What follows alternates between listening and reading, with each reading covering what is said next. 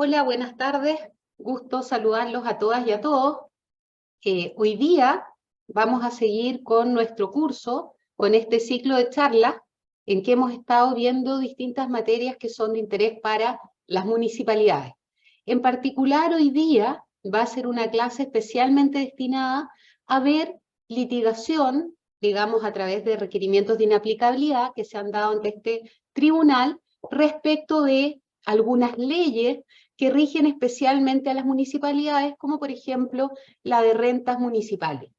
La semana pasada tuvimos la oportunidad de ver todos aquellos aspectos generales sobre la tramitación de una inaplicabilidad por inconstitucionalidad, ya sea teniendo a las municipalidades como requirientes o como requeridos. Es importante que ustedes tengan presente los elementos que vimos a propósito de este tipo, digamos, de requerimientos al tribunal para efectos de poder aprovechar de mejor forma estas charlas que son más bien sobre temas de fondo, en que vamos a analizar casos referidos a la materia. Quiero dejar con ustedes hoy día al ministro Manuel Núñez, que es suplente de ministro del Tribunal Constitucional, es profesor de la Universidad Católica de Valparaíso y es doctor en Derecho por la Universidad de Santiago de Compostela. Dejo con ustedes entonces al ministro Manuel Núñez. Muchas gracias, Natalia, por la presentación y por la invitación. Como dice mi colega, la ministra Muñoz, el objeto de la sesión de hoy día es analizar algunas cuestiones específicas vinculadas a las municipalidades. Y eso no me gustaría, digamos, empezar esta pequeña conversación que espero tener con ustedes y con Natalia, sin antes explicarles que esto se incardina o se inserta en un movimiento que yo diría que fue propiciado por esta Constitución en cuanto a llevar a los municipios a hacer uso, ya no solo como entes, digamos, requeridos, demandados, recurridos, sino también de hacer uso de la Constitución como una herramienta, como un mecanismo de resguardo de las atribuciones municipales, y como lo vamos a ver hoy día, de parte del patrimonio municipal que se alimenta, como saben ustedes, de la Ley de Rentas Municipales. La Ley de Rentas Municipales no es el único cauce, ¿no es cierto?, que alimenta el patrimonio municipal, digamos, es uno que tiene cierta importancia, pero lo relevante es que ellas dan lugar o conforman el patrimonio municipal. Y si uno tiene en cuenta que la administración pública es un conjunto de personas, funcionarios, yo entiendo que aquí hay algunos funcionarios presentes, es también un conjunto de propósitos o de competencias puestas en un determinado patrimonio personificado, que es el patrimonio municipal. Entonces, uno puede hacerse la siguiente pregunta: bueno, ¿qué limitaciones y qué garantías le da la Constitución de protección al patrimonio municipal? Y parte de esas limitaciones y parte de esas garantías están definidas en la Constitución, están definidas en la legislación, y llegan algunas de ellas al conocimiento de esta magistratura por la vía de la aplicabilidad. Para los que estén familiarizados con los recursos de protección, ustedes sabrán, ¿no es cierto?, que las municipalidades o recurren o son recurridas por cuestiones vinculadas al cobro de tributos que son de competencia municipal. Ustedes recordarán que por allá, por el ya lejano año 2012, la Corte Suprema dictó una sentencia muy conocida, ¿no es cierto?, en uno de los variados casos en que las municipalidades habían impugnado los dictámenes de la Contraloría que establecían que los municipios no debían cobrar patentes a una determinada categoría de sociedades que, en opinión de la Contraloría, no estaban grabadas con esa, no tenían que pagar patentes. En un caso que fue emblemático, la Corte Suprema dijo el año 2012 que el caso de la Municipalidad de Zapallar con por la Contraloría de la Quinta Región, dijo dos cosas que son interesantes para partir con esta exposición. Dijo que las municipalidades tenían derechos constitucionales que eran amparables por el recurso de protección, cuestión que había negado la Contraloría. La Contraloría en sus distintos escritos había dicho, mire, el recurso de protección no es para reclamar en contra a favor, digamos, de los municipios, para reclamar como mucho en contra del municipio. La Corte Suprema dijo, mire, esto lo despachó en 2 líneas, ¿no es cierto? Dijo, mire, los municipios tienen legitimación activa para recurrir de protección. Y luego se hizo cargo el problema de fondo. Dijo, mire, teniendo el municipio legitimación activa para recurrir de protección en favor de sus derechos, vamos a ver si este dictamen que dice que la Contraloría no puede cobrar impuestos y por lo tanto esas patentes municipales son ilegales y debe abstenerse de cobrarlas y las que cobró tiene que devolverlas, cosa que a los municipios les genera un problema bastante grande y por eso de ahí la cantidad de recursos de protección que generó este conflicto. Ahí la Corte Suprema dijo que quien tenía la razón en realidad eran las municipalidades, porque habían ganado muchos recursos de protección y por lo tanto debían acatar esos precedentes judiciales. Y lo segundo que dijo ahí fue, mire, la jurisprudencia judicial constituye fuente de derecho administrativo. Y la Contraloría, al emitir ese dictamen, y escuchen bien, dijo, afectó el derecho de propiedad que tiene el municipio sobre los tributos cobrados. O sea, en el fondo, la afirmación de la Corte Suprema fue un tributo que ingresa vía rentas municipales, una multa a beneficio municipal, qué sé yo. En el fondo, el patrimonio municipal está amparado por la garantía del derecho a propiedad. Y eso es algo relativamente nuevo, así dicho así en esos términos, porque la Constitución, en esa parte, lo que hace, tradicionalmente lo que ha hecho es proteger los derechos de las personas naturales, ¿no? del municipio, ¿no? Entonces, en esa, digamos, en ese gran debate sobre los grados de protección de las atribuciones de un municipio, del patrimonio del municipio, es que uno tiene que entender que están situados los debates de constitucionalidad que se ventilan en este tribunal, básicamente por la vía de los requerimientos de inaplicabilidad.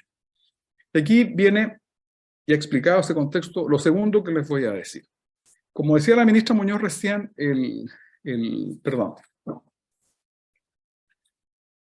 la vía por la cual se llega usualmente a esta magistratura es el requerimiento de inaplicabilidad. Y el requerimiento de inaplicabilidad, si ustedes miran las estadísticas, les recomiendo que entren a la página web del tribunal y revisen la estadística del año pasado, indica que del 100% de los requerimientos que ingresan, creo que el 90% indica que el efecto contrario a la Constitución es la vulneración de algún derecho, algunos de los derechos que la Constitución establece. O sea, en la gran mayoría de los casos el recurso de inaplicabilidad es un instrumento procesal que sirve para que los requirentes de inaplicabilidad obtengan una sentencia que promueva el respeto a algunos derechos que la Constitución establece. Y si miran la cuenta van a ver cuáles son los principales derechos que salen siempre, digamos, en los debates. Sería el 19 número 2, el 19 número 24, el 19 número 3, ¿no es cierto? Que son como los que siempre salen. Igualdad ante la ley, debido proceso, derechos de propiedad, y después están los demás derechos. ¿Por qué les explico esto? Porque esto implica que bien, cuando los municipios son requeridos, por los casos que les voy a mostrar a continuación, o son requirentes, necesariamente tienen que responder a una eventual vulneración de derechos. La Constitución habla de vulneración de derechos, dice que el precepto legal cuya inaplicabilidad se requiere, tiene que producir un efecto contrario a la Constitución. Y ese efecto contrario a la Constitución generalmente es la infracción de alguna de las normas del artículo 19. Eso hace entonces que los municipios, cuando vengan aquí en condición de requirentes, usualmente invoquen los mismos derechos que invocan los particulares como requirentes también de inaplicabilidad. Ahora, las municipalidades no solamente recurren de inaplicabilidad, no solamente intervienen como requirentes, también muchas veces lo hacen como requeridos, porque las municipalidades aplican normas. Cuando digo municipalidad, voy a decir municipalidades y corporaciones municipales. Aplican normas laborales, aplican normas urbanísticas, conocen, digamos, de estatutos funcionariales especiales. En algunos casos las corporaciones municipales reciben a veces incentivos del Estado. Hay corporaciones que en las zonas extremas, por ejemplo, reciben incentivos y a veces cuando son condenadas por procesos de tutela laboral, vienen al tribunal a pedir, digamos, declaraciones de inaplicabilidad, porque la declaración de vulneración de derechos por un juez laboral tiene efectos radicales en materia de acceso a, no solo a compras públicas, sino también acceso a estas leyes que establecen bonos o incentivos a las remuneraciones. Entonces, ese yo les diría que es como el contexto general. En síntesis, un contexto propiciado por la Constitución del 80 que permite no solo que los municipios comparezcan en defensa de sus propias competencias cuando alguien se considera afectado por ellas, sino también se ha abierto una llave para que los municipios aleguen derechos que la Constitución le da en general a los particulares cuando preceptos legales vulneran sus derechos. Yo les voy a poner un ejemplo, digamos, relativamente reciente. Hasta el año pasado se había discutido, había existido un debate en el Tribunal Constitucional respecto a una ley que tiene aparentemente un sentido que es puramente comercial, que es la ley 19.983, que es sobre mérito ejecutivo, regula la transferencia del mérito ejecutivo de las copias de las facturas. Quienes son funcionarios acá o trabajan en el área de administración, de finanzas, normalmente están recibiendo facturas, las tendrán que aprobar, las rechazarán, en fin. Ya, ¿cuál es el problema? Una municipalidad, en el contexto del cumplimiento de unos contratos de aseo, la municipalidad X, recibe unas facturas, se les pasa el plazo para repararlas, y luego la municipalidad dice, mira, en realidad estos servicios no se prestaron, estas facturas, en fin, no hay que pagarlas, y el dueño de las facturas inicia un juicio ejecutivo, porque las facturas tienen mérito ejecutivo, y logra cobrar las facturas que le había entregado a esta empresa que tenía contrato con la municipalidad por el aseo, el mantenimiento de los jardines y de las plazas. Hasta ahí no hay ninguna novedad. Lo interesante es que una vez que la empresa obtiene el pago de estas facturas, que eran un par de miles de millones de pesos, la dueña de las facturas dice, ahora yo voy ya me he resarcido la deuda y ahora voy a pedir que se apliquen dos multas que están en la 19.983. La ley 19.983 dice que las facturas, cuando se dan ciertas hipótesis, ¿no es cierto?, el dueño de la factura tiene derecho a una suerte de indemnización, una mezcla entre un castigo y una indemnización, que puede ir hasta 5 veces el valor de la multa. Dice entre 2 y 5 veces, perdón, el valor de la factura. Cuando se rechaza fuera de los casos en que está establecido en la ley, cuando se lo hace fuera de plazo, cuando las impugna, en fin, sin tener derecho a ellas, etc.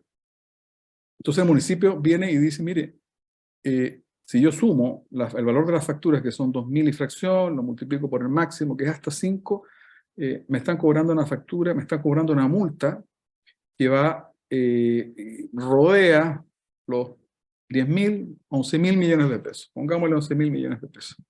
Que en el caso concreto era el 10%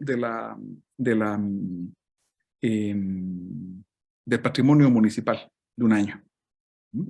Entonces el argumento del municipio es el mismo argumento que se ha presentado en varios requerimientos de inaplicabilidad, que dice que hay que obligar al deudor de la factura a pagar estas sanciones, es una sanción, digamos, es un castigo desproporcionado que vulnera la igualdad ante la ley.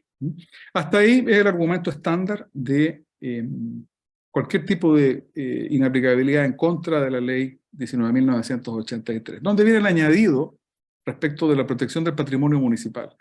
El añadido está en que el tribunal dice, mire, además acá en este caso, siendo la municipalidad X, la obligada a pagar esta multa y que compromete el 10, el 15% del patrimonio de todo un año, y por lo tanto van a haber programas que van a dejar de ejecutarse seguramente por cumplir con esta multa. Yo les subrayo, las multas normalmente o son a beneficio fiscal o son a beneficio municipal. Esta es una multa que va en favor del dueño de la factura. O sea, yo cobro mis 2.000 millones y además cobro la factura. El tribunal dice, mire, aquí se produce otro efecto contrario a la Constitución, y ese efecto es que se compromete el ejercicio de la función pública y el deber de servicialidad del Estado que está reconocido en la Constitución en el artículo 1. Y de paso, dice el tribunal, de paso, se vulnera la propiedad, el patrimonio municipal, porque, citando una sentencia antigua, cuando la Constitución protege el derecho de propiedad, protege no una propiedad, sino distintos tipos de propiedades. Y dentro de eso está por decirlo así, la propiedad pública, ¿vale? Bueno, ese es digamos, como un caso en que la municipalidad puede venir al Tribunal Constitucional y con ciertas posibilidades de éxito obtener digamos, una sentencia de acogimiento, ¿de acuerdo? ¿Se está viendo la presentación o no? ¿Sí? Estupendo. Bien, otro ejemplo. Entonces, por eso quiero decir que hay que entender que el patrimonio municipal, en definitiva, raya para la suma, el patrimonio municipal entonces goza de cierta forma de protección, aun cuando no hay ninguna norma que explícitamente diga que el patrimonio está sujeto a una forma especial de protección. O sea, el patrimonio municipal es un bien constitucional porque las municipalidades son definidas como corporaciones autónomas de derecho público con personalidad y patrimonio propio. Entonces, ¿hasta dónde yo puedo tocar el patrimonio? ¿Hasta cuándo o hasta dónde yo puedo afectar el patrimonio? Bueno, a partir del momento en que la municipalidad demuestre que están comprometidas la continuidad de sus funciones, como sería este caso de compromiso grave, de un porcentaje importante de su presupuesto anual. Con relación a la ley de rentas municipales, yo les voy a contar de dos casos, ¿no es cierto? Uno es un caso que tiene que ver con la impugnación de varias normas de la ley de rentas municipales, producto de un procedimiento, digamos, de cobro de un procedimiento, perdón, infraccional, de una actividad X que no tenía patente. Se discute, ¿no es cierto?, el quantum del valor de la patente a partir de una regla que está en el artículo 24 de la ley de rentas municipales, que dice que el valor de la patente por 12 meses será el equivalente entre el 2,5% y el 5.000 del capital propio de cada contribuyente, el capital. Y acá la pregunta es si acaso el 19 número 20 de la Constitución, que establece los resguardos constitucionales, las garantías constitucionales para el ejercicio de la propiedad, de la potestad tributaria, sería una especie autorizaría esta especie de impuesto al patrimonio en el fondo del contribuyente, lo que no estaría autorizado, y habría quedado, la tesis del requirente habría quedado derogado después de que entró en vigor la Constitución. Y aquí hay dos maneras de ver el problema. Aquí generalmente nunca hay una sola, nunca hay un enfoque. El tribunal está compuesto por 10 ministros y si sumamos si nos permiten ustedes sumarnos a nosotros, los suplentes de ministros, pues van a haber 12 maneras de ver 12 enfoques distintos de ver los problemas. Acá se discutió si había o no había gestión pendiente, que es una cuestión más bien procesal, y se discute, y aquí hay una prevención, ¿no es cierto?, interesante del ministro Pozo sobre si aquí en realidad esto es un impuesto sobre el patrimonio, o la tesis del ministro Pozo es más bien un tributo que grava una actividad más que el patrimonio. Aquí yo no los voy a aburrir. Creo, Natalia, que podemos después poner a disposición de los alumnos, de los participantes, perdón, las transparencias, los PowerPoint, para que tengan, digamos, la información. Aquí lo relevante es siempre anotar el rol, ¿no? Acá hubo sí también algunos que estuvieron como no había gestión pendiente, el asunto, digamos, salió por decirlo de alguna manera, por secretaría. Pero sí hubo este debate, como les digo, entre los votos del ministro Pozo, los votos de los ministros Aróstica, Letelier y Vázquez, ¿no es cierto?, en cuanto a si constituye o no un impuesto al patrimonio, o es en cambio un impuesto sobre una actividad que estaría autorizado por el artículo 19, número 20. Otro caso es un caso que ha llegado acá bien por la vía municipal, bien por la vía de impuestos internos, que es un caso que se ha repetido varias veces. Es el cobro ejecutivo de derechos municipales que han crecido el monto de la deuda, crece por aplicación de estos intereses que son el 53 del Código Tributario, que es un 1,5% mensual, que ustedes saben es un interés muy grande, y no es raro que vengan los particulares reclamando el pago de este tributo. Después yo les puedo contar algunos casos en que a veces viene, no el fisco, pero sí vienen a veces municipalidades reclamando cuando a ellas, corporaciones municipales, cuando a ellas se les cobra el 53. El debate se da para los dos lados. Cuando la municipalidad quiere que le apliquen en su favor, llegan acá los contribuyentes, pero cuando la municipalidad, a una corporación municipal, se le aplica el 53, vienen las corporaciones a decir, por favor, no me aplique este tributo, que es un tributo que es un interés que es desproporcionado. En este caso, el debate, como les digo, se daba respecto de la referencia que hace la ley, o la remisión que hace la ley de rentas municipales al 53 del Código Tributario.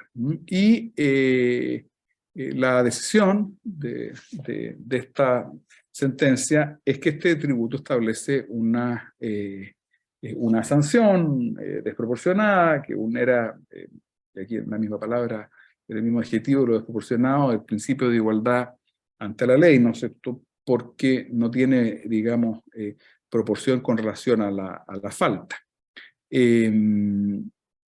Acá es interesante el caso porque este caso es muy parecido, ya les voy a dar el rol a uno que se dio el año pasado. Era una empresa, se parece mucho, digamos, tiene hechos muy similares al de una empresa que celebra con un municipio X un contrato para el mantenimiento de la publicidad en los paraderos. Hay una diferencia con relación a la interpretación del contrato, da lo mismo.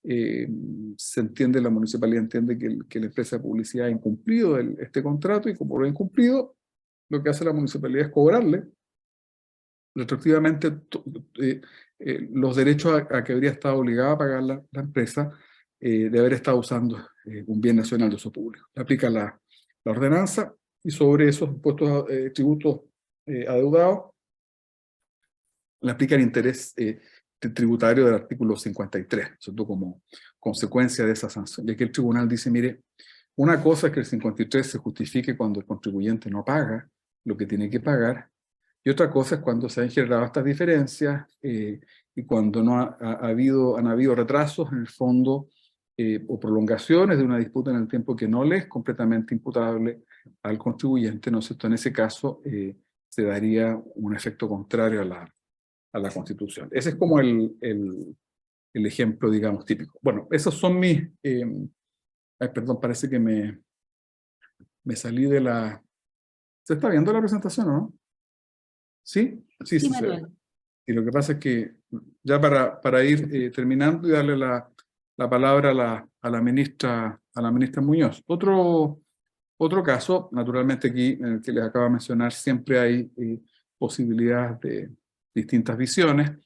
El ministro Pozo, el exministro García y la actual ministra María Pía Silva tienen otro, digamos, parecer, y ellos sostienen que en ese caso no hay una desproporción en la aplicación de esta norma como es el artículo 53 del Código Tributario. A ver, nuevamente acá la 12.020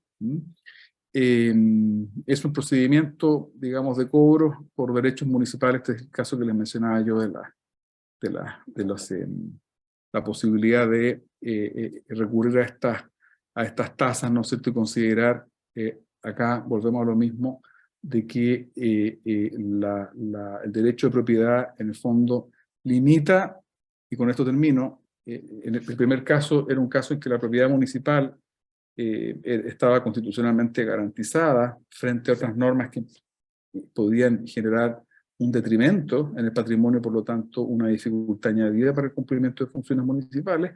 Estos son casos en que al revés se limita en el fondo el ejercicio de la potestad tributaria, estableciendo en el fondo limitaciones para esta capacidad extractiva que tiene el Estado a partir de las normas que les acabo de mencionar del Código Tributario, a las cuales remite la Ley de Rentas Municipales. En definitiva, uno podría verlo así, reglas que ordenan en el fondo esas otras reglas que permiten configurar el patrimonio municipal. Bien, muchas gracias, Natalia. Creo que tengo que devolverle la palabra. Muchas gracias, ministro Núñez. Fíjense de algo que les comentó el ministro para todos los funcionarios. El caso que él les mencionó de la municipalidad respecto al tema de la factura es jurisprudencia relevante para ustedes por cuanto menciona justamente un tópico que trató el ministro y que se refiere a que se hizo también una ponderación respecto a la onerosidad que podía tener una determinada medida, en este caso legal, respecto y la proporcionalidad que podía tener, tomando en consideración algunos elementos de interés social, ¿ya? Y creo que eso resulta ser especialmente relevante para las municipalidades en particular. Bueno, yo voy a continuar con esta idea de ir revisando algunos tópicos que efectivamente consideramos que son de interés para las municipalidades, porque justamente, denme 30 segundos,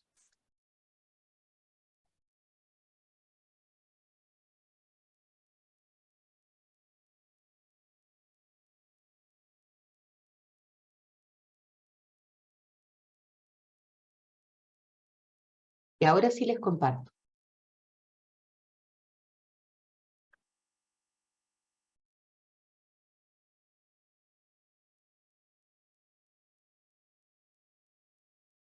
Perfecto, entonces, tal como veníamos viendo, generalmente lo que se impugna a través de los recursos de inaplicabilidad por inconstitucionalidad son señalar que determinadas normas que están contenidas en leyes que son aplicables a casos en los cuales las municipalidades son parte, van a tener el carácter de, o se va a sostener por los requirentes que son inconstitucionales por ser contrarias a cualquiera de las normas que la Constitución establece y particularmente aquellas en que ya el ministro Núñez hizo hincapié. Generalmente se invocan las mismas o una serie de normas constitucionales justamente para poder sostener la inconstitucionalidad de las normas respecto de las cuales se está recurriendo. Ahí es muy importante, como habíamos comentado en las clases anteriores, que ustedes revisen escritos que hayan presentado otras municipalidades u otros requirentes en nuestra página web y puedan ver cuál es el grupo de derechos que generalmente se dan o cuál es el grupo de normas que generalmente, de normas o principios constitucionales que generalmente se van a dar por infringidos o se van a estimar infringidos. Ahora, hay una serie de leyes que justamente son de reciente creación o de reciente incorporación a nuestro ordenamiento jurídico, como ustedes podrán ver, y que justamente por ser nuevas, por estar aplicándose a casos concretos bastante actuales y algunos de bastante relevancia pública, que han tenido, digamos, bastante repercusión mediática, podemos ver que justamente son requeridas ante este Tribunal Constitucional. Y tenemos una ley, la 21.455, que tiene por objeto referirse a la regulación relativa a la contratación, prestación y pago del servicio de extracción de residuos sólidos domiciliarios. Este es un tema que le ha dado grandes problemas a las municipalidades. Esta temática asociada, digamos, a la basura, incluyendo las condiciones laborales de los trabajadores del rubro, todo aquello a través de normas claras y reguladas en licitaciones y condiciones de servicio de extracción. Las bases de la licitación y las adjudicaciones deberán ser sometidas a toma de razón por la Contraloría General de la República. Recuerden ustedes, un pequeño paréntesis, que casi todas las materias que son objeto de actos administrativos, casi todas las actuaciones de la administración y entre ellas las actuaciones de las municipalidades, casi todos los actos administrativos están exentos del trámite de toma de razón. Son muy poquitos aquellos que efectivamente requieren de este trámite para tener validez. La mayoría de los actos administrativos son plenamente válidos desde el momento en que se suscriben. Se firma una resolución por el jefe de servicio que dice cúrsese tal multa, contrátese tal persona, etcétera, y se firma, se suscribe, se le pone la fecha, etcétera, y con eso el acto administrativo queda perfecto y luego es notificado a su destinatario. En cambio, aquellos actos que requieren toma de razón, una vez que se finaliza la tramitación interna, se manda a Contraloría para tomar razón y ese acto administrativo de la autoridad pública viene a ser todavía un acto intermedio dentro de este procedimiento de formación del acto administrativo. Es decir, no es un acto terminal, no es un acto que pueda ser notificado a sus destinatarios hasta que la Contraloría toma razón de él. Y con eso finaliza su tramitación y ya lo podemos notificar a su destinatario.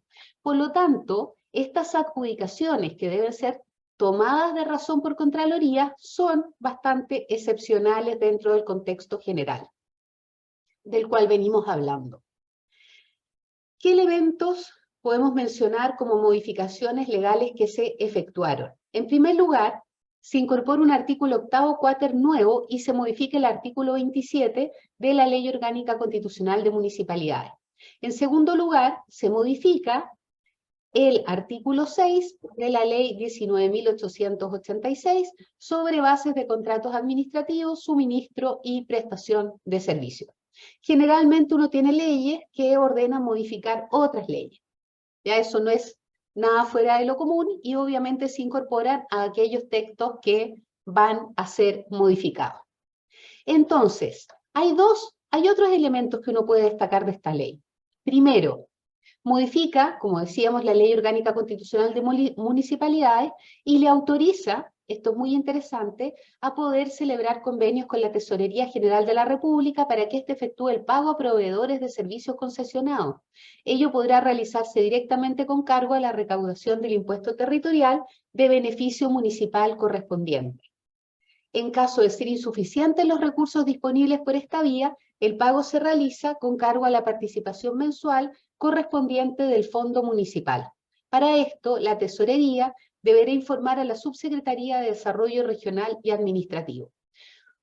Como en la mayoría de las normas, recuerden lo que hemos mencionado en otras oportunidades, todos los órganos públicos, entre ellos, por supuesto, las municipalidades, solo pueden actuar conforme al ordenamiento jurídico de acuerdo al principio de juridicidad, y esto significa que la organización de las entidades públicas y sus competencias, en este caso la competencia para celebrar convenios, la competencia, digamos, para realizar estos procedimientos administrativos, viene a estar dada por esta reforma legal.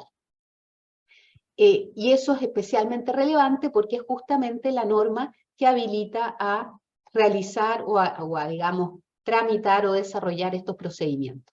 Asimismo, se faculta a los proveedores de los servicios concesionados en estas materias para solicitar directamente a la tesorería el pago de las facturas emitidas y no objetadas por parte del municipio. Esto es lo que les mencionaba el ministro Núñez, ¿ya? Justamente hay que tener mucho cuidado con el tema de las facturas. Primero, pues justamente lo que veíamos, pueden haber casos en que lleguen facturas a los municipios y si uno no tiene un buen manejo de ingreso de documentos, un buen manejo, digamos, documental del servicio público, puede que el documento se pierda en el camino y no se objete en el plazo que determina la ley. Y eso da origen efectivamente a un sumario interno por responsabilidades, pero eso no es óbice para que la municipalidad quede obligada justamente al pago de la factura, más todas las sanciones que conlleva, digamos, el no pago, para que finalmente va a afectar en definitiva ciertamente el patrimonio público en caso de que no se efectúe este tipo de diligencias de manera eficiente. Entonces, cuando se encuentran impagas por un plazo mayor a 30 días contados de su aceptación, siempre que no exista un convenio de pago entre el municipio involucrado y la Tesorería General de la República, y se regula el procedimiento de pago en estos casos. Finalmente, permite a las municipalidades subrogarse en los proveedores de servicios concesionados de recolección de residuos sólidos domiciliarios para pagar las deudas. Esto también es súper interesante. Para pagar las deudas que por cualquier razón estos tuvieran con trabajadores por prestaciones laborales o previsionales impagas. Este es un punto, lo vamos a ver cuando veamos la jurisprudencia laboral. Este es un punto tremendamente importante, porque llegan acá al tribunal, han llegado muchísimos casos de entes públicos, sin lugar a duda también de muchísimas municipalidades, que han sido condenadas a las prestaciones laborales por no pago de cotizaciones previsionales en relación a los trabajadores o las personas contratadas honorarios, que luego los tribunales reconocen la existencia de la relación laboral y ahí se aplican multas, intereses, etcétera, en relación al pago de las cotizaciones. Pero más grave aún, no. Tuvimos hace poco un caso que era todavía, en que todavía estaba o se aplicaba la jurisprudencia anterior de la Corte Suprema, en la cual se declaraba que no se sancionaba conforme a la ley Busto y se decía que el despido no había sido convalidado y por lo tanto el órgano público tiene que seguir pagando el sueldo del trabajador cuya relación laboral se reconoció por los tribunales hasta el momento en que se convalide el despido. Y eso tenía en el caso de la municipalidad requiriente una problemática adicional que era que pagaba, supongamos, me llega la deuda ahora, la liquidación del tribunal, y yo pago hoy día, ¿ya? Pago hoy día, pero el pago se hace efectivo 2 días después, hago el consejo municipal, apruebo el pago, deposito 2 días después y me hacen una nueva liquidación que dice que hay una deuda de 10.000 pesos por reajuste e intereses del par de días de desfase. Con eso todavía no convalida el despido. Entonces se sigue devengando la obligación de pagar el sueldo más todo lo demás. Entonces, evidentemente, ahí lo que se sostenía era que eso podía estar afectando debidamente una serie de elementos y normas constitucionales. Bueno, por eso, y muchas veces también en este tipo de procedimientos laborales, se reconoce la responsabilidad subsidiaria del ente público. Entonces, un ente público que no tenía contratado trabajadores, a los cuales no se les pagó sus cotizaciones previsionales, después se ven condenados justamente en virtud de las normas laborales. Y se ve el órgano público comprometido a tener que pagar retroactivamente multas, intereses y otros temas más que son altamente complejos, como vamos a ver. Entonces, ¿qué es lo que se permite acá? Permite a las municipalidades subrogarse en los proveedores de servicios concesionados de recolección de residuos sólidos domiciliarios para pagar las deudas que, por cualquier razón, estos tuvieran con trabajadores por prestaciones laborales o previsiones impagas. ¿Qué elementos tiene esta ley de mejoras laborales? Por su parte, un segundo eje fundamental de la ley se encuentra en promover mejoras laborales del personal relacionado a los servicios de recolección a través de modificaciones a la ley sobre bases de los contratos administrativos de suministro y prestación de servicios. ¿Cómo se regulan las licitaciones en esta materia? Que me imagino que ustedes conocerán bien. establece la ponderación mínima que deberá otorgarse a los diferentes criterios a considerar en las respectivas bases. El criterio económico, 50%. El criterio mejores condiciones de empleo y remuneraciones, 30%. Ustedes saben que, y así lo ha dicho la OCDE, y también lo ha reconocido y lo ha recogido la jurisprudencia del tribunal, es legítimo que a través de la contratación pública o a través de la regulación sobre la contratación se establezcan algunos ámbitos que permiten fortalecer otras temáticas, diversas a la contratación propiamente tal. En la contratación nosotros deberíamos pensar que rigen dos elementos principales. Primero, lograr el mejor precio y segundo, lograr las mejores condiciones de servicio, la mejor oferta técnica, entre otros elementos. Pero justamente, muchas de las normas contractuales se ocupan también para promover otros elementos, como por ejemplo, aquellas que se refieren a mejores condiciones de empleo y remuneraciones.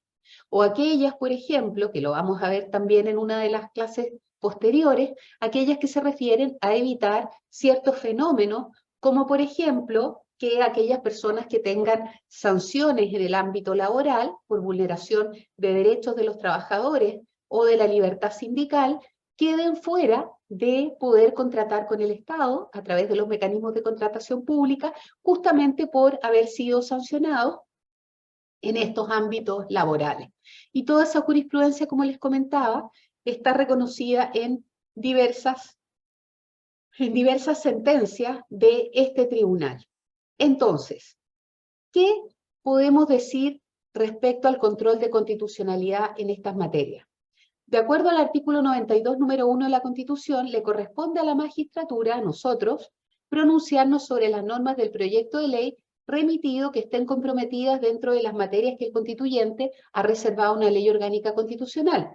En dicha naturaleza jurídica se encuentran los incisos primero y segundo del artículo octavo cuater, contenido en el numeral 1 del artículo 1 y el inciso segundo del artículo 6, contenidos en el artículo 2 del proyecto de ley según se expondrá.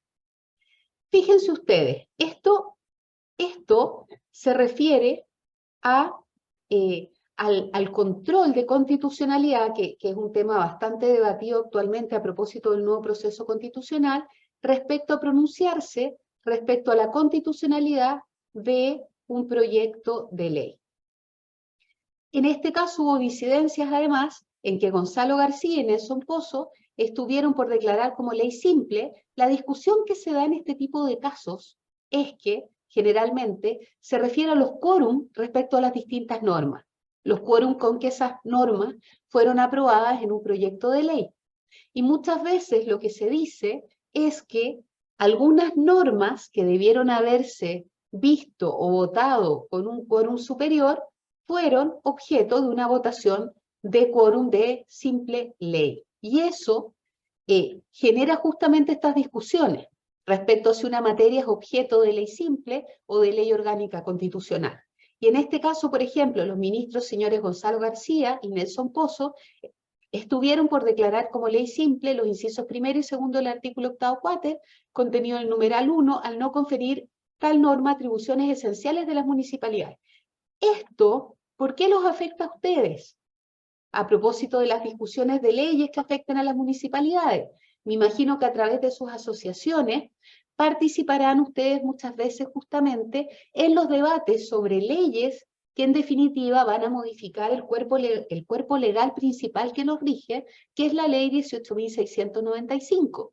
Y ahí me imagino que sus asociaciones podrán representar el interés colectivo y hacer presente en la tramitación justamente como incumbentes, como interesados, poder expresar la opinión que los municipios del país tienen respecto de ciertas reformas legales que los van a afectar. Y no sería raro tampoco, conforme a las atribuciones actuales del tribunal, que esas mismas asociaciones como incumbentes pudiesen promover en algunos casos también que sea, digamos, visto ante el tribunal a través del control, pueda ser visto, digamos, la constitucionalidad o inconstitucionalidad de un determinado proyecto de ley. Y una de las materias que suele ser objeto de mayor análisis es justamente el artículo 118 de la Constitución. ¿Por qué? Porque debe ser objeto de ley orgánica constitucional todas aquellas normas que establezcan atribuciones esenciales a las municipalidades conforme al artículo 118. Y por el contrario, según da cuenta esta disidencia, este voto de disidencia, cuando se trate de concretización de una modalidad del ejercicio de una facultad ya conferida a las municipalidades, es simplemente ley simple y no ley orgánica constitucional. No sé si me expliqué bien. ¿A qué nos referimos con esto? Si yo considero que es una nueva facultad para una municipalidad, tengo conforme al 118 que tener o haber aprobado esa norma conforme a quórum especial. Y si por el contrario considero que no establece una atribución esencial, sino que desarrolla o establece una modalidad de una atribución que ya está conferida a las municipalidades conforme a la ley orgánica, voy a considerar que es objeto de ley simple y que por lo tanto no va a haber justamente una observación por parte del tribunal. Entonces, fíjense cómo se va analizando norma por norma. En este caso, por ejemplo, los ministros señores Gonzalo García, Nelson Pozo y María Pía Silva estuvieron por declarar parcialmente el carácter orgánico constitucional del inciso segundo del artículo 6 de la ley 19.886, contenido en el numeral 2 del artículo 2 del proyecto de ley, únicamente en lo relativo a la oración. Dichas bases de licitación y las adjudicaciones deberán ser sometidas al trámite de toma de razón por la Contraloría General. Por otorgar, fíjense ustedes, ¿por qué se estima que esa norma, por estos ministros, debiese ser orgánica constitucional? Porque otorga una nueva atribución a dicho organismo contralor, incidiendo por ello en una materia propia de ley orgánica constitucional, según lo dispone el artículo 99. O sea, siempre que hay una nueva atribución de un órgano, toda regulación que recae sobre un órgano público generalmente se va a referir a la organización o a las competencias. Si se refiere a las competencias, siempre vamos a estar frente a esta discusión, sea respecto de las municipalidades, sea respecto de la Contraloría, sea respecto a cualquier órgano que la Constitución diga que sus atribuciones tienen que ser establecidas por una ley orgánica constitucional. Y ahí se va a discutir si la norma en concreto, que fue aprobada mediante el quórum de ley simple, establece nuevas atribuciones o desarrolla una atribución que ya está reconocida en el ordenamiento jurídico. O sea, es siempre más o menos la misma discusión, con distintos artículos. Respecto a las municipalidades es el 118, respecto a la Contraloría General de la República es el artículo 99. Pero como ustedes podrán ver, la discusión siempre gira en relación a los mismos aspectos. ¿Qué relevancia tiene esto para ustedes? No para ustedes como cada municipalidad, sino que como interés colectivo municipalidades, cada vez que se modifiquen las normas que regulan las competencias de los municipios, ustedes como incumbentes podrían generar justamente alguna opinión respecto a este tipo de materia. O sea, si una atribución es una nueva atribución o es un desarrollo de una ya existente y si debiese ser aprobada por ley simple o por ley orgánica constitucional, según cuál sea la opinión mayoritaria que ustedes tengan respecto a la conveniencia o inconveniencia de esa nueva atribución de competencia. Fíjense ustedes, ¿qué se dijo en esa oportunidad respecto de la primera oración del nuevo inciso 2 del artículo 6? Alude a los contenidos mínimos de las bases de licitación para la contratación de servicios de recolección de residuos sólidos domiciliarios a los que deben ajustarse los municipios según el reglamento que se establezca al efecto. Recuerden ustedes que muchas leyes aluden a la potestad reglamentaria y dicen que la potestad reglamentaria o a través del ejercicio de la potestad reglamentaria se van a dictar reglamentos de ejecución y necesarios para la debida implementación de una determinada ley. ¿Cuál es el problema? Y lo hemos visto en muchas oportunidades, muchas veces estos reglamentos se demoran en ser dictados y eso evita o impide que la ley entre justamente en pleno vigor o dificulta que pueda efectivamente ser aplicada. ¿Qué es lo que nos dicen acá entonces? Que va a haber un reglamento que establezca el efecto, materia que no es propia de Ley Orgánica Constitucional de Municipalidades, a la que alude el artículo 118 de la Carta Fundamental, pues se trata de una mera pormenorización de facultades esenciales de que ya disponen las municipalidades. O sea, si la municipalidad tiene la facultad de celebrar contratos, y yo digo que puede celebrar un contrato en una nueva ley, que puede celebrar un contrato especial, entiendo que ese contrato especial está subsumido dentro de la atribución general que tienen los municipios de celebrar contratos. Estoy inventando, ¿ah? Estoy poniendo un ejemplo cualquiera, pero esa es la idea de fondo. Luego, ¿qué pasó en el control de constitucionalidad? Este es muy reciente en el tiempo, de la ley 21.554 de 18 de abril de 2023. Como les decía, siempre esto gira más o menos dentro de la misma lógica. En términos generales, tiene por objeto establecer un mecanismo de incentivo respecto de las deudas de aseo inmobiliarias impagas. Ahora, ojo, cuando ustedes ven estos controles de constitucionalidad, muchas veces van a ver que hay argumentos que se dan que luego eventualmente podrían tener alguna injerencia si yo como municipio quiero plantear, por ejemplo, una inaplicabilidad por inconstitucionalidad respecto de las mismas normas. ¿Ya? En términos generales, tiene por objeto establecer un mecanismo de incentivo respecto de las deudas de aseo inmobiliarias impagas y de este modo contribuir a disminuir el problema financiero que afecta a los municipios. ¿Cuáles son los ejes centrales de la nueva ley? Entrega a los municipios la facultad de suscribir convenios previo acuerdo del Consejo Municipal dentro de los 12 meses siguientes a la publicación de la presente iniciativa para el pago de los derechos de aseo municipal hasta en 12 cuotas, pudiendo condonar hasta el 100% de los intereses y multas con pago al contado, y hasta un 70% con convenios de pago.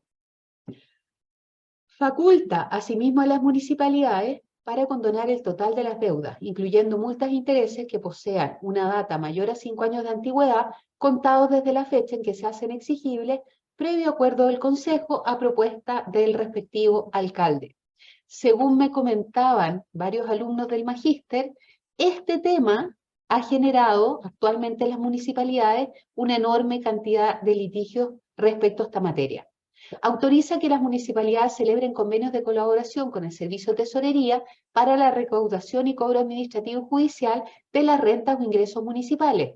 Procura que la Subsecretaría de Desarrollo Regional y Administrativo preste su colaboración con el Servicio de Tesorería con el objeto de coordinar con las municipalidades el adecuado funcionamiento de los convenios celebrados. Y acá viene algo importante, el nuevo procedimiento para solicitar la prescripción. La ley 21.544 contempla un nuevo y especial procedimiento para solicitar la prescripción de las deudas vencidas de derechos municipales que posean una data mayor de 5 años de antigüedad contada desde la fecha que se hacen exigibles. Eso me decían que era más complejo aún porque a través de las corporaciones de asistencia judicial se estaba pidiendo un juicio que se solicitara la prescripción de las deudas vencidas. ¿Y qué pasaba con los municipios? Si se podían allanar o no a esta pretensión. La solicitud se ha de tramitar ante el juzgado de policía local correspondiente al domicilio de la municipalidad acreedora de los derechos de aseo dentro de los 12 meses siguientes a la fecha de publicación de la presente ley, ya sea en papel o por vía electrónica, y no requiere el patrocinio de un abogado para su interposición y tramitación. ¿Ya? Interpuesta la solicitud, el juzgado deberá solicitar informe a la municipalidad correspondiente, la que remitirá al menos el certificado de deuda total de derechos de aseo con indicación de su antigüedad dentro del plazo de 10 días hábiles contado desde la notificación de la solicitud, sin perjuicio de las excepciones, alegaciones o defensas que sean pertinentes. De no remitirse la información, el juzgado reiterará la solicitud por una sola vez y otorgará el mismo plazo señalado anteriormente, y de persistir la omisión de la municipalidad, se presumirán ciertas las afirmaciones del solicitante respecto a la deuda. O sea, fíjense ustedes los actores acá. Un ciudadano que habita en una comuna que debió haber pagado derechos de aseo y no lo pagó y transcurrió el plazo de prescripción. Esa persona, según me contaban los alumnos, generalmente las representan o las pueden representar las corporaciones, digamos las corporaciones de asistencia jurídica, por una parte. Por otra parte, el requerido o el demandado va a ser el municipio. Y por otra parte, el llamado a resolver va a ser el juzgado de policía local. O sea, son actores muy vinculados todos ellos a, por supuesto, la gestión municipal. Luego, al evacuar su informe, la municipalidad deberá acompañar en conformidad a la ley toda la prueba documental y ofrecer con precisión los restantes medios de prueba. Si fuera necesario, el tribunal fijará día y hora para la celebración de una audiencia a la que las partes deberán concurrir con todos sus medios de prueba. ¿Cuál es el debate que había acá, que yo les comentaba del curso? ¿Qué pasa si una municipalidad ve que efectivamente transcurrieron los 5 años? ¿Se puede allanar el abogado de la municipalidad o no? Esa era la discusión que teníamos. A propósito, digamos, de las facultades que tienen los abogados de las municipalidades o que los representan en juicio, si es que no lo hace el Consejo de Defensa del Estado en su caso, porque uno puede requerir como municipio la representación del Consejo en algunos casos particulares. Contra la sentencia procederá la apelación que se tramitará conforme a las reglas establecidas para los incidentes. Los juzgados de policía local deberán informar las sentencias firmes y ejecutoriadas a la Tesorería General de la República y a la municipalidad. O sea, decirle, usted está habilitado para cobrar un remanente o usted no está habilitado para cobrar nada, puesto que la deuda está prescrita. ¿Qué fue lo que dijo el Tribunal Constitucional cuando le tocó examinar el control de constitucionalidad de estas normas? Primero, este Tribunal Constitucional, en conformidad a lo dispuesto, ¿esto los favorece o los perjudica a ustedes como municipalidad? Esta posibilidad de pedir la prescripción. En principio, no los favorece ni los perjudica, solamente, digamos, una norma de prescripción. Pero, en teoría, limitaría, al estar declarado, conocerse el caso y haber certeza sobre la prescripción, limitaría efectivamente las posibilidades de cobro. Este tribunal, en conformidad a lo dispuesto en el artículo 93, inciso primero, ejerció control de constitucionalidad. ¿Y qué dijo? Consideró que se trata de preceptos comprendidos que corresponden a materias de ley orgánica constitucional. ¿Cómo fue la discusión? Los ministros señores Cristian Letelier Aguilar y José Ignacio Vázquez estuvieron por calificar. Bueno, hay que decir que el ministro Cristian Letelier considera generalmente que muchas materias son materias de ley orgánica constitucional. Estuvieron por calificar como normativa orgánica constitucional los incisos primero, segundo y tercero, cuarto, primera parte del artículo 1 del proyecto de ley, únicamente en virtud del artículo 118. ¿Se acuerdan que yo les decía?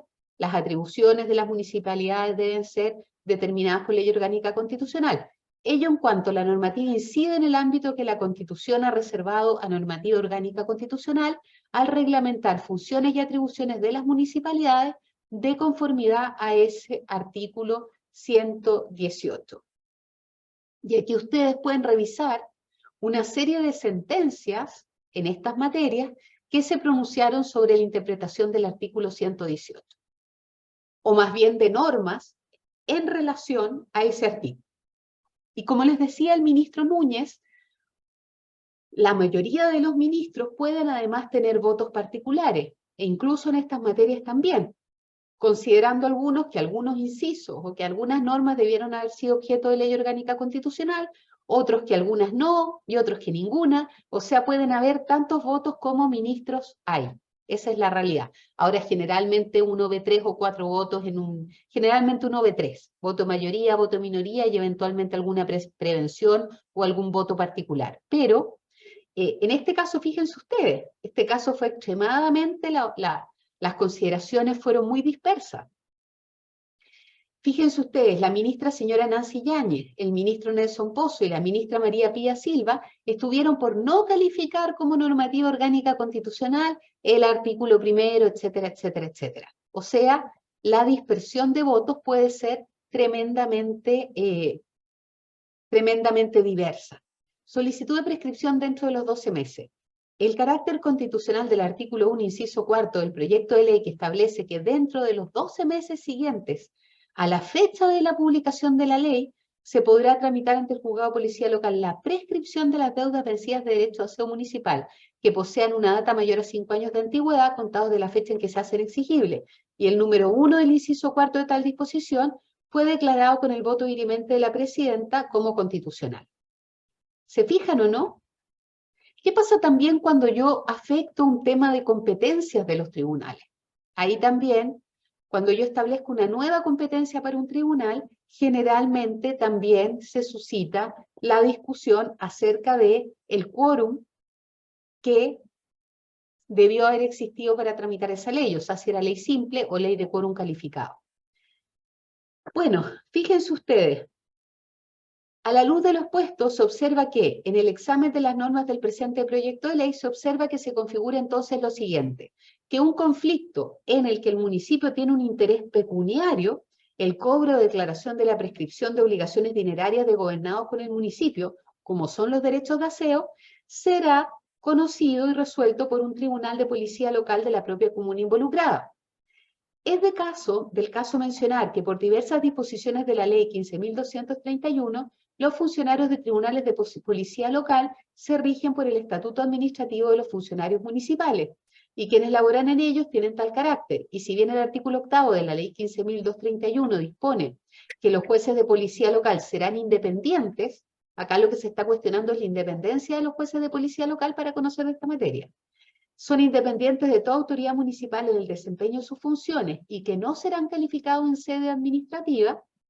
Artículo 31 del mencionado estatuto no dispone lo mismo respecto del secretario, que obra como juez subrogante y jefe de personal en el tribunal, ni de los funcionarios quienes a fortiori siguen sujetos a las obligaciones del estatuto. Esto es parecido a lo que se discutía en su momento cuando uno veía las atribuciones que tenía, ¿se acuerdan ustedes?, el director del Servicio de Impuestos Internos, y que la delegaba en el juez tributario. Y ahí, claramente, si uno analiza que el juez tributario o el delegado, en este caso del jefe de servicio, que pasaba a ser el juez tributario, era una facultad meramente administrativa. ¿Y por qué era facultad administrativa de resolución de conflictos y no jurisdiccional? En mi opinión, porque el Servicio de Impuestos Internos, en este caso su director, o el juez tributario, no eran independientes de las partes en litigio. Justamente porque el juez tributario estaba sometido a calificaciones, estaba sometido a censo, etc., igual que cualquier funcionario público. Entonces, difícilmente era predicable con respecto de él la debida imparcialidad respecto de las partes en litigio. No digo que un juez tributario con un alto estándar pueda ser completamente independiente, pero no necesariamente lo es, justamente por estar sometido a calificaciones, entre otras materias, y a normas de ascenso, a normas de promoción, etc. Bueno, en este caso, a diferencia del juez tributario, que a mi juicio siempre fue una potestad administrativa de resolución de conflictos, en el caso de los jueces de policía local es distinto, porque se considera que son independientes. De lo anterior, se deriva que el personal municipal que labora en el juzgado, incluido el secretario y el oficial primero, han de velar por el interés y objetivo del municipio y sin duda podrán recibir mermas o alzas en sus remuneraciones por ello a causa del procedimiento. Así, en causas de este tipo, en que el juzgado de policía local conoce y juzga intereses de su propia comuna, si el propio personal municipal sometido a la autoridad de poder de la jefatura de servicio municipal ha de participar en la tramitación y conocimiento de las causas, se observa una anomalía, pues la excepción de la unidad de jurisdicción en principio permitida se configura en un déficit de independencia orgánica. Todo esto les puede servir a ustedes de argumentos en algunas materias que sean similares y comparables a esta jurisprudencia. Se nos está acabando el tiempo, así que voy a ir un poco más rápido. En tal sentido, estos magistrados constitucionales vienen en exhortar al legislador a hacerse cargo de enmendar tal anomalía orgánica en la medida que es una cuestión derivada de la determinación legislativa del estatuto del personal y de la decisión legislativa de asignación de competencias procesales.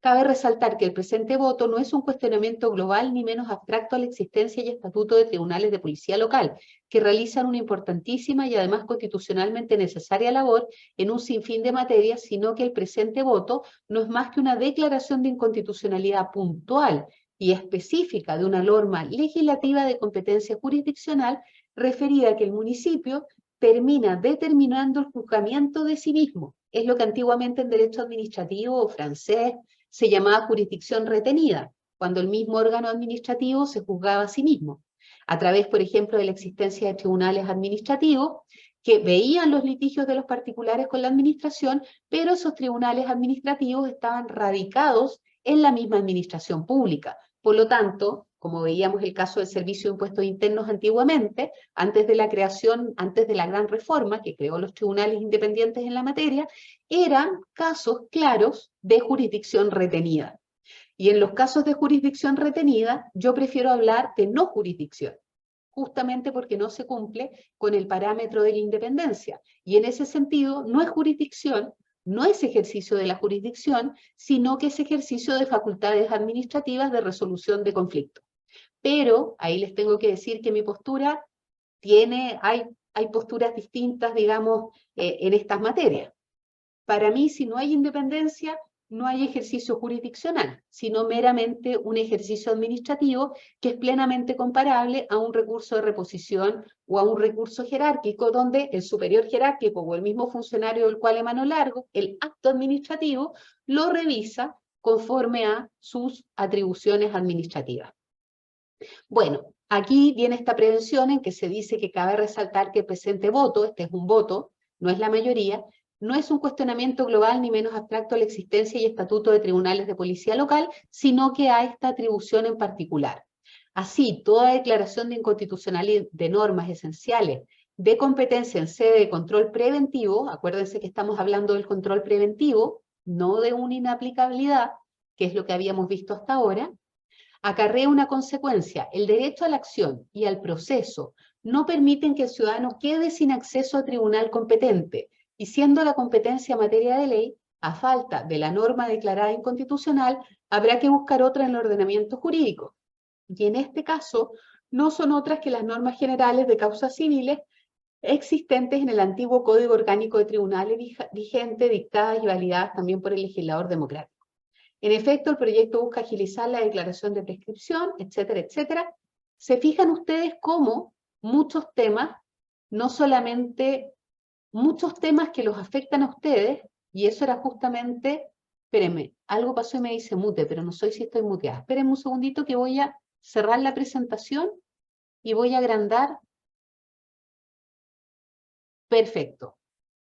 Fíjense ustedes entonces como conclusión de este examen diverso que hemos hecho de una materia diversa a las que veníamos tratando, es muy relevante que ustedes vean y conozcan, y ese es el objeto que tiene este curso, que ustedes vean y conozcan cómo el ejercicio de las competencias y atribuciones que posee el Tribunal Constitucional pueden incidir de diversas maneras en la gestión municipal.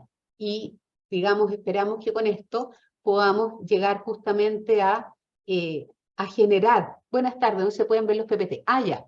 Bueno, les comento, yo tengo todos los PPT, estamos en una discusión o en una pequeña diferencia de opinión, que no sé qué es mejor, pero lo vamos a resolver hoy día, que es si subir los PPT que queden como un anexo del afiche que está en la página web, y que ustedes lo puedan bajar directamente de ahí, o mandárselos por correo electrónico a los 600, creo que vamos en 690 personas que se han inscrito para estas distintas charlas. Por lo tanto, a mí me parece más rápido para ustedes mandárselos por correo electrónico, pero ahí tengo que ver si los correos los están mandando por grupos pequeños o si se puede usar algún mecanismo como MailChimp u otro que permita el envío de correo masivo, que es la idea por lo menos que yo tendría en mente.